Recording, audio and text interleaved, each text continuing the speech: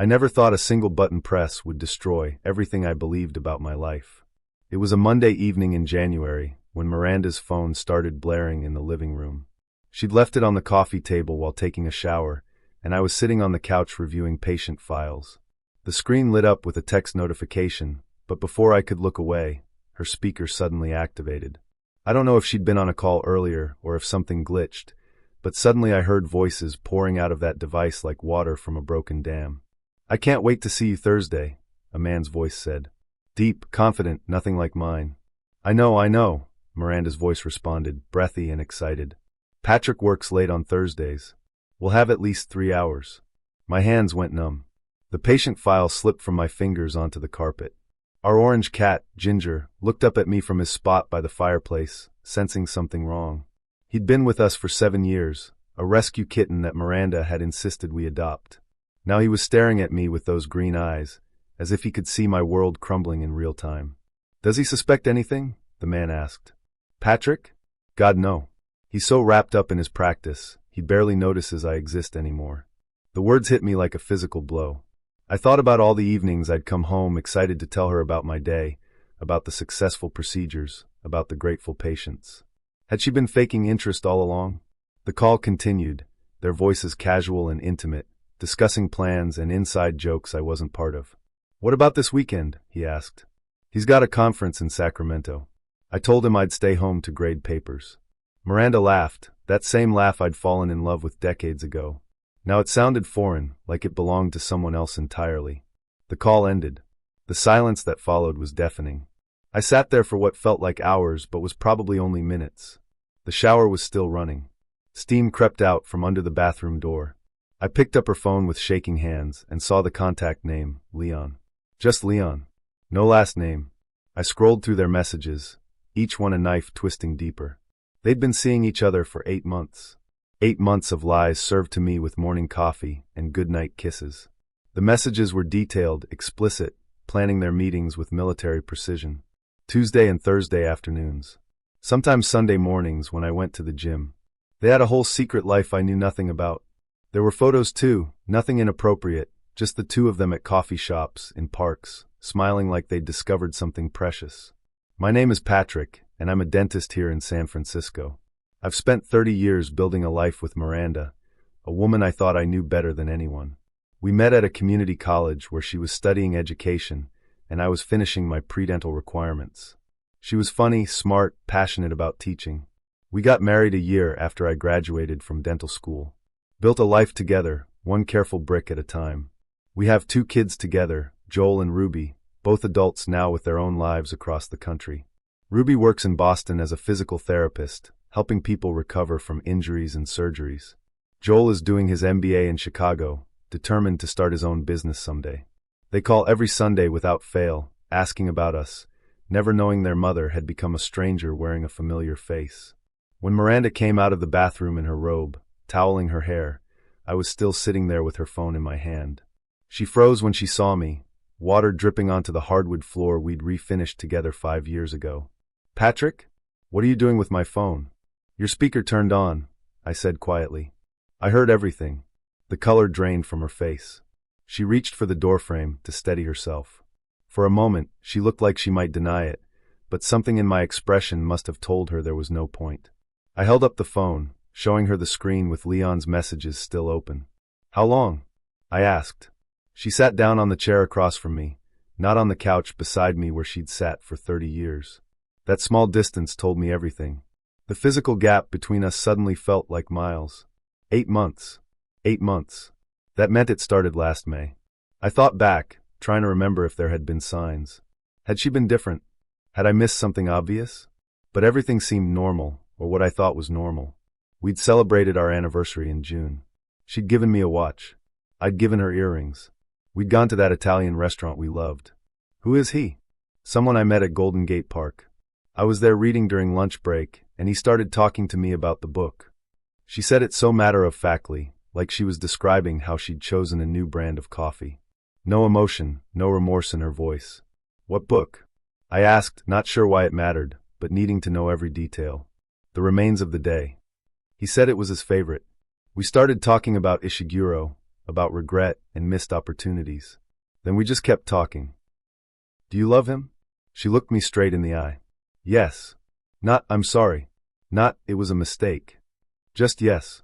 Clean and sharp as a scalpel. I'd used that instrument thousands of times in my practice, knew exactly how it felt to cut through tissue. Now I knew how it felt to be on the receiving end. And me? I asked, though I already knew. Miranda stood up, tightening the belt on her robe. She walked to the window, looking out at the San Francisco skyline. I haven't loved you in years, Patrick. Maybe I never really did. You were safe, stable, good father material. You had a career, ambition, you were going to be successful. My parents approved of you. Everyone approved of you. But, I prompted when she fell silent. But you're not passionate. You don't see me, not really. You see a wife, a mother, someone who fits into your routine. Leon makes me feel alive again. He listens when I talk. He remembers the little things I mention. He makes me feel like I matter.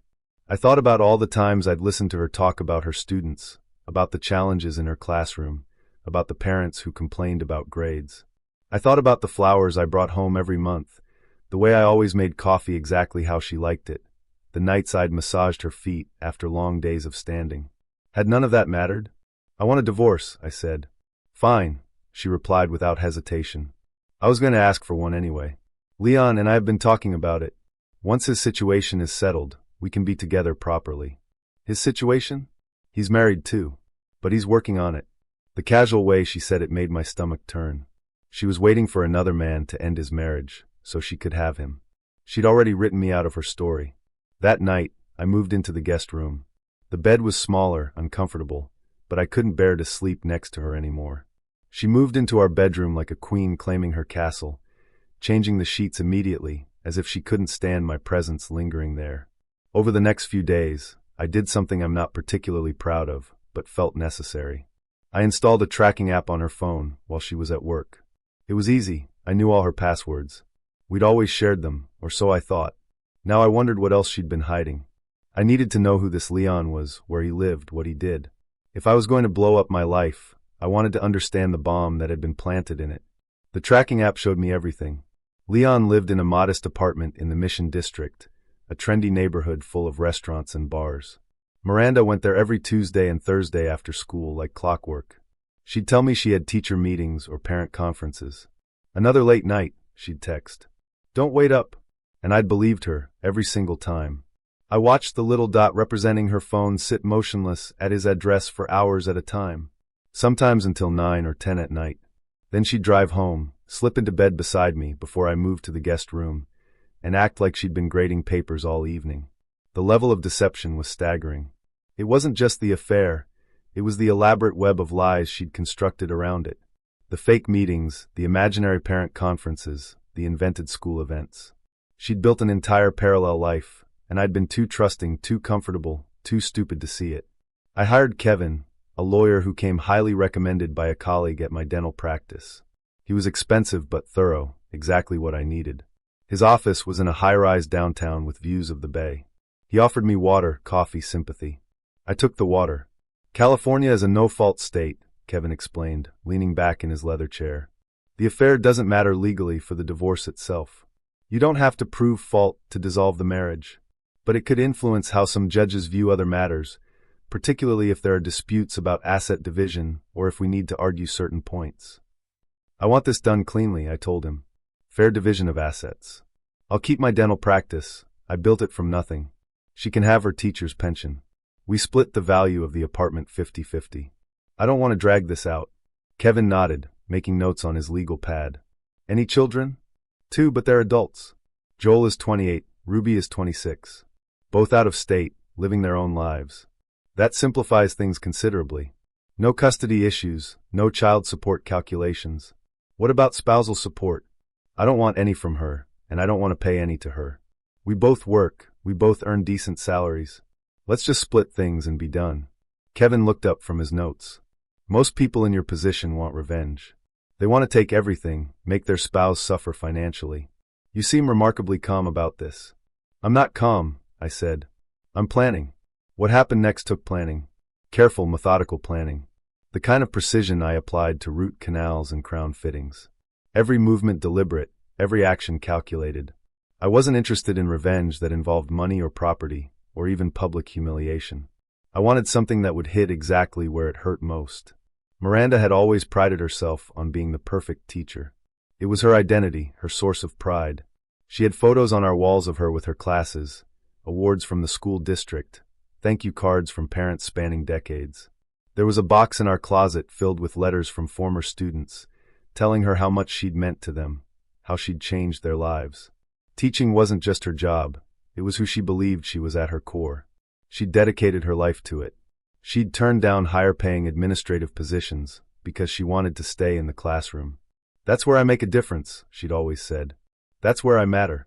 Through my tracking, I learned that Leon was married too. His wife's name was Ruby, an unfortunate coincidence with our daughter's name that felt like the universe had a twisted sense of humor. I found this out by doing some simple research online. Leon's last name was Martinez. He worked as a massage therapist at a wellness center downtown, one of those upscale places with meditation rooms and organic tea. His Instagram was public, filled with photos of him and his wife. Ruby Martinez was pretty, younger than Miranda by at least a decade. She worked from home doing graphic design, her profile full of logos and brand work she'd created. They looked happy in their photos. Hiking in Marin, eating at food trucks, attending concerts. They'd been married for 6 years. I didn't contact Ruby immediately. Instead, I waited. I documented everything. Times, locations, patterns. I took screenshots of text messages Miranda had carelessly left unlocked when she thought I was asleep. Messages like, "I wish I could wake up next to you every morning, and Patrick has no idea he's clueless." I saved them all to a cloud drive she didn't know about. I was building something, though I wasn't sure what yet. A case? Evidence? Insurance? All I knew was that knowledge was power, and I was gathering as much as I could. February rolled around, bringing cold fog that wrapped around the city like a shroud. San Francisco winters aren't like real winters. No snow, rarely below 40 degrees, but the dampness seeps into your bones in a way that's uniquely miserable. Miranda and I barely spoke. We were roommates going through the motions, passing each other in the hallway, sharing the bathroom schedule, dividing up the kitchen. She'd smile when the kids called, putting on a performance worthy of an Oscar. "Everything's great here," she'd say brightly. "Your father's practice is doing well. I'm enjoying my students this year. We're thinking about repainting the living room." All lies, delivered with perfect conviction. I'd sit there listening to her, each false word adding weight to something growing inside me. Not anger exactly, though there was plenty of that. Something colder, more determined. The turning point came during a conversation with Joel. He called on a Wednesday evening, excited about an internship he'd landed at a consulting firm. After we congratulated him and asked all the appropriate questions, he said something that stuck with me. "Dad, you and Mom seem different lately. Is everything okay? You sound weird on the phone. Both of you." I was in my dental office, staying late to avoid going home. Miranda was probably at Leon's apartment. "We're fine," I lied, but even as I said it, I realized I was done lying. Our children deserved better. "Actually, Joel, there's something I need to tell you and your sister. But not over the phone. Can you both come home for a weekend?" "Sure, Dad." "Is it serious? Is someone sick?" "No one's sick," I assured him. "But yes, it's serious." We arranged for both kids to fly home in 2 weeks. Joel would come from Chicago, Ruby from Boston. We'd pay for their tickets. "Family meeting," I told them. "Important stuff to discuss." During those 2 weeks, the apartment felt like a pressure cooker. Miranda knew something was coming, but didn't know what. She tried to talk to me a few times, cornering me in the kitchen or catching me before bed. "What are you going to tell them?" she asked one night, standing in the doorway of the guest room. "The truth." "Which truth? Your version?" "There's only one version. You've been having an affair for 8 months. You want a divorce. Those are facts, not interpretations. You're going to turn them against me." "No," I said, looking at her directly. "You did that yourself. I'm just going to stop helping you hide it." Leon's wife, Ruby Martinez, was the key to everything, though she didn't know it yet. I spent hours thinking about her, this woman I'd never met who was being lied to just like me.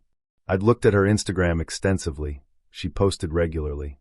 Photos of her morning coffee, her workspace, Leon surprising her with flowers. "Best husband ever," one caption read, with heart emojis.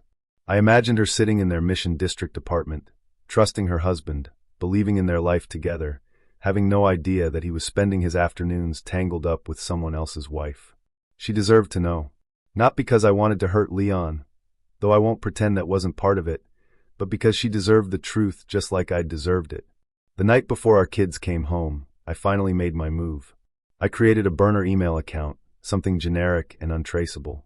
Then I composed a message to Ruby Martinez. It took me hours to write, deleting and rewriting, trying to find the right tone. Ruby, you don't know me, but I think you deserve to know some information about your husband, Leon. He's been seeing my wife, Miranda, for the past 8 months. I've attached screenshots of their text messages with dates, times, and locations where they've met. I'm sorry to be the bearer of this news. I know what it feels like to discover this kind of betrayal. You deserve the truth, just like I did. A fellow betrayed spouse. I included screenshots of messages, carefully selected to show the affair's scope without being gratuitously explicit. Times they'd met, places they'd gone, declarations of love, plans they'd made, everything time-stamped and dated. Then I waited, my finger hovering over the send button. Was this revenge or justice? Was there even a difference? I thought about Miranda's voice on that speaker. Patrick? God, no. He barely notices I exist anymore. I thought about 30 years of my life built on what I now knew was a foundation of lies, or at least indifference. I pressed send. The email showed as delivered immediately. Read receipt enabled. Now it was in Ruby Martinez's hands. What she did with that information was up to her. Joel and Ruby arrived on a Friday evening. I picked them up from the airport, relieved to see their faces. Joel had grown a beard since I'd last seen him. Ruby had cut her hair short. They talked excitedly about their flights, their jobs, their lives. Miranda met us at the apartment with forced cheerfulness, hugging them both tightly. We ordered pizza from their favorite place, the one they'd loved since they were kids. Sat around our small kitchen table, like we used to when they were teenagers. Ginger wove between their legs, purring, happy to have more people to ignore him. They laughed and told stories about their lives, and for a moment, I could almost pretend everything was normal. It's so good to be home, Ruby said, looking around the apartment. I miss this place. Miranda's smile didn't reach her eyes. She knew what was coming, could feel it in the air like electricity before a storm. Saturday morning, I asked them to sit down in the living room. Miranda sat in the armchair by the window, as far from me as possible.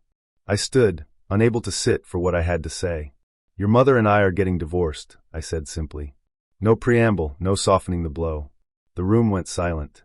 Joel's face crumpled like paper. Ruby grabbed his hand, her own face pale. They both looked at Miranda, then at me, trying to understand. Why?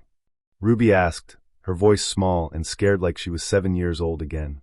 Miranda opened her mouth, but I spoke first. This was my truth to tell.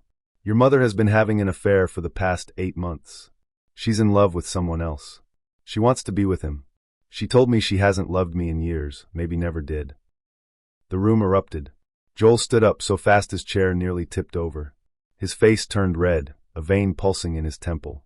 Mom, is this true? Miranda's composure, which had been cracking all morning, finally shattered. Tears streamed down her face. It's more complicated than that. Your father makes it sound. How? Ruby demanded, her voice shaking with anger and tears. How is it complicated? You either cheated or you didn't. You either lied to us for months or you didn't. I fell in love, Miranda said, and there was defiance in her voice that shocked me. Even now, even facing our children's pain, she was defending it. I fell in love with someone who actually sees me, who makes me feel valued. I'm sorry you're hurt, but I can't keep living a lie. I deserve to be happy. Living a lie? Joel shouted. You created the lie. Every Sunday call, every text about how great things were, every time you told us you loved Dad, all lies. I didn't want to hurt you, Miranda said weakly. Well, congratulations, Ruby said bitterly, standing up. You failed spectacularly. The rest of that weekend was brutal. The kids were devastated, angry, confused, cycling through emotions faster than I could track. They'd grown up believing their parents had a solid marriage, the kind they wanted for themselves someday. Ruby had told me once that she looked at us as proof that love could last. Joel had said he wanted a marriage like ours. Now that foundation had crumbled, and they were left standing in the rubble, trying to make sense of the destruction. Joel barely spoke to Miranda. He'd look at her with this expression of profound disappointment that seemed to hurt her more than his anger would have. Ruby tried to mediate at first, tried to get them to talk it out, but eventually gave up when she realized there was nothing to mediate. The facts were simple and devastating. Saturday night, after hours of tense conversation and tears, Joel asked me, "Did you know? Before recently?" "No. I found out last month when her phone's speaker activated accidentally. I heard her talking to him. And you've just been, what? Living here with her? Pretending everything's normal? We've been sleeping in separate rooms.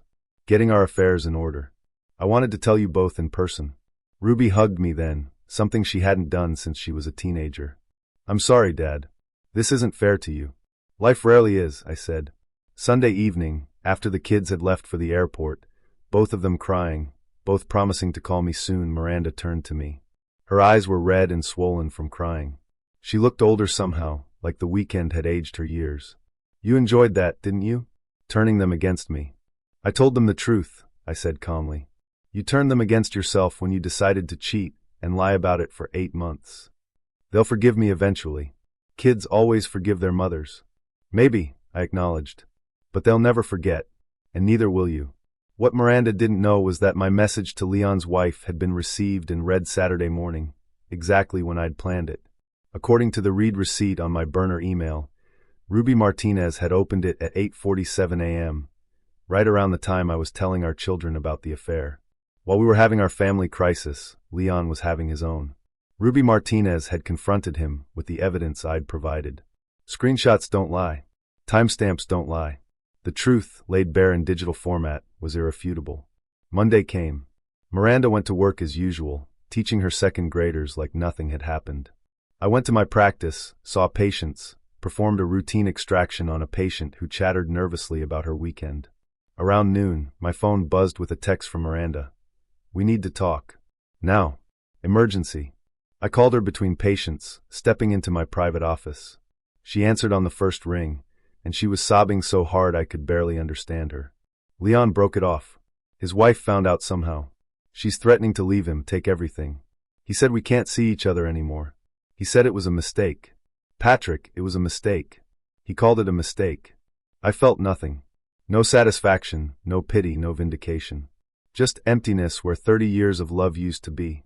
"Patrick, please. Maybe we can try to work this out. Go to counseling. Start over. I made a mistake. I see that now. Please, we can fix this." The desperation in her voice was almost painful to hear. "Almost." "No," I said simply. "But Leon's gone. I made a mistake. I see that now. I'll end it completely. We can rebuild. Please, Patrick. 30 years has to mean something." "You told me you never loved me," I said, keeping my voice level and professional, the same tone I used to explain dental procedures to anxious patients. "You told our children you fell in love with someone else. You told me I was just safe and stable, that I didn't see you. You don't get to take that back because he doesn't want you anymore." She made a sound between a sob and a scream. "You did this. You told his wife somehow. I know you did. This is your revenge." "I told our children the truth," I said carefully. "What Leon's wife knows or doesn't know has nothing to do with me. Maybe she's just smarter than I was. Maybe she noticed the signs I missed. Maybe Leon confessed. Maybe someone else saw you together and told her. San Francisco is a small city in many ways." "Liar," she hissed. "You're a liar and a manipulator. You orchestrated this whole thing." "Miranda," I said, and my voice was colder than I'd ever heard it. "I'm not the liar in this relationship. I never was." I hung up. She called back immediately. I didn't answer. She called 3 more times that afternoon. I blocked her number. We finalized the divorce in April. Kevin was true to his word. It was clean, efficient, almost surgical in its precision. We appeared before a judge who seemed bored with the whole proceeding. Another marriage ending, another couple who'd promised forever and couldn't make it work. He signed the papers without much comment. We split the value of our apartment in the Richmond district, the place we'd bought 28 years ago when the neighborhood was different and we were young and hopeful. I kept my dental practice, the business I'd built from nothing, starting with 1 chair and a dream.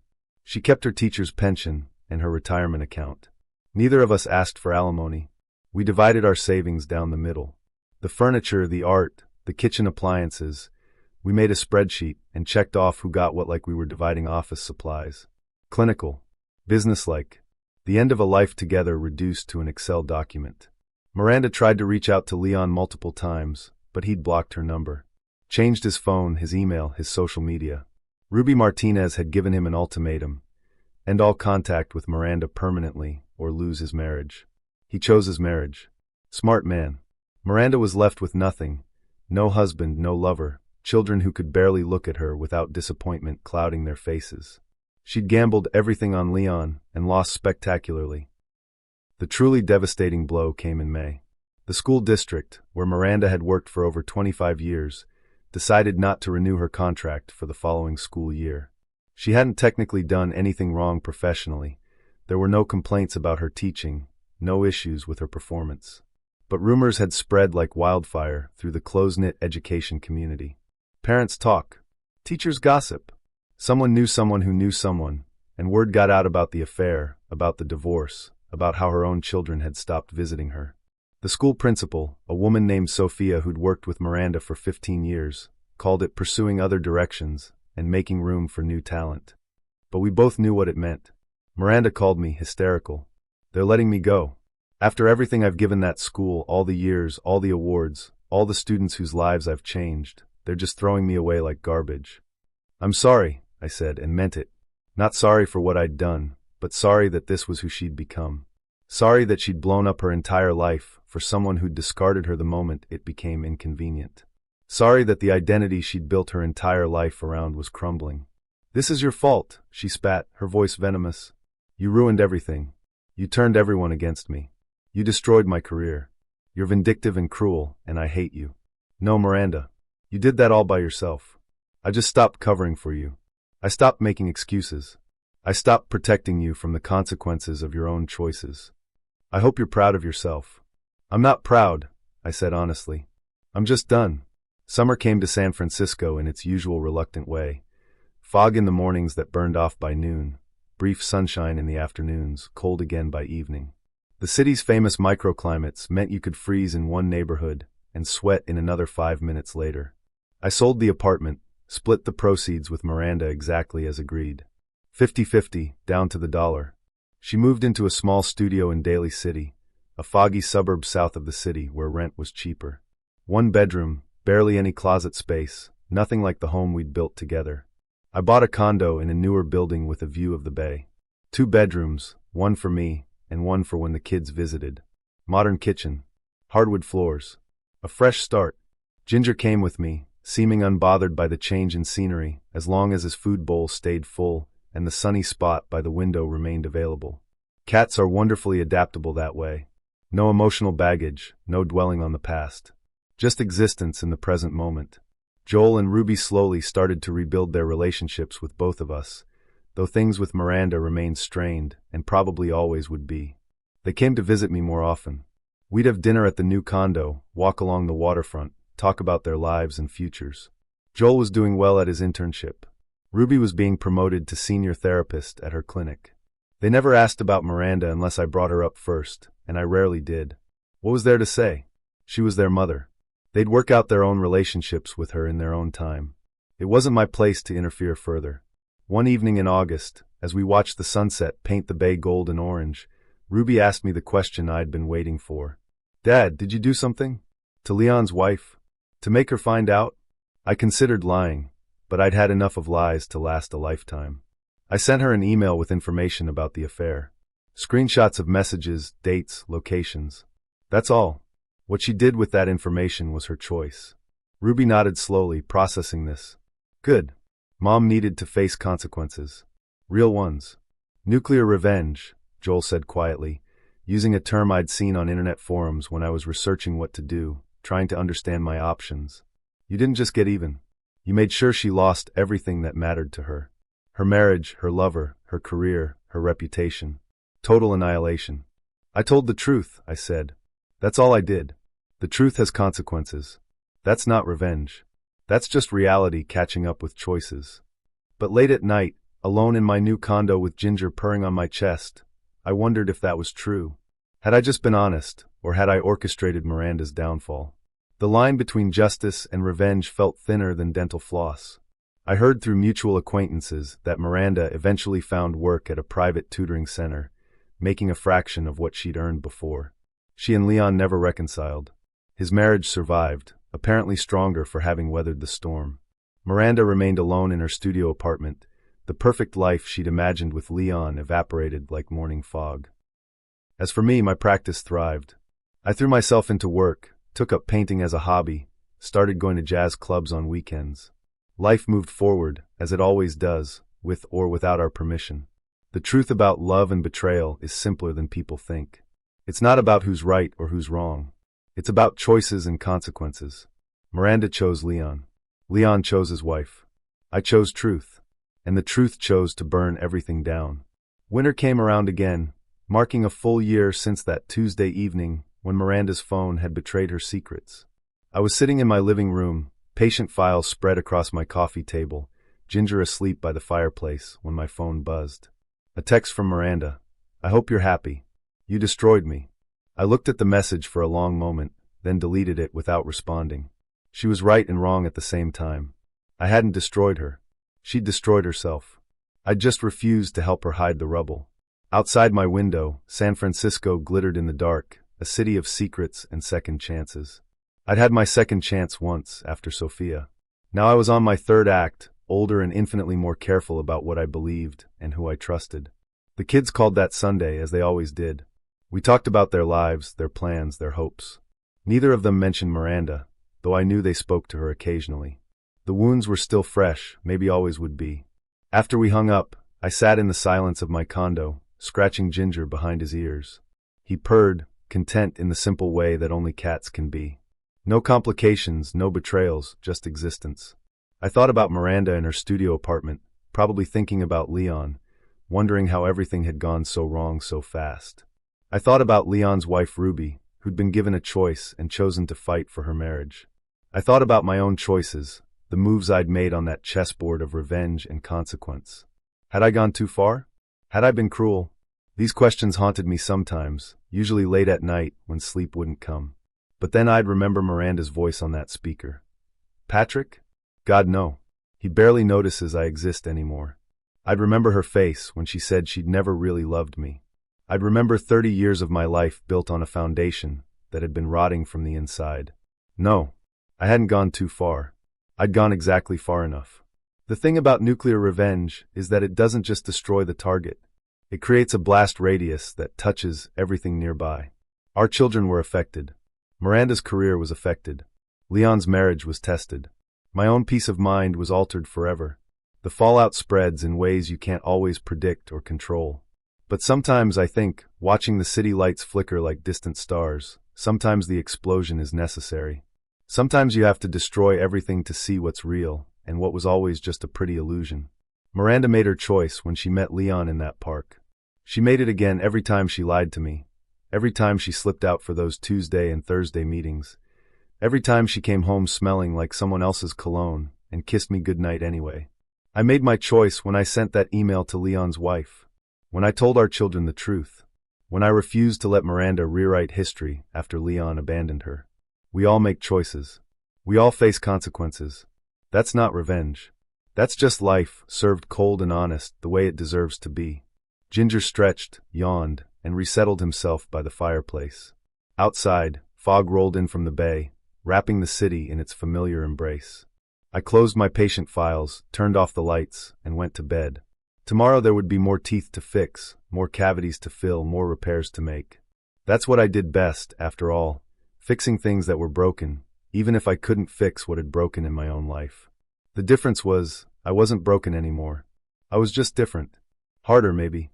More cautious, certainly. But whole in a way I hadn't been when I was living in Miranda's carefully constructed lie.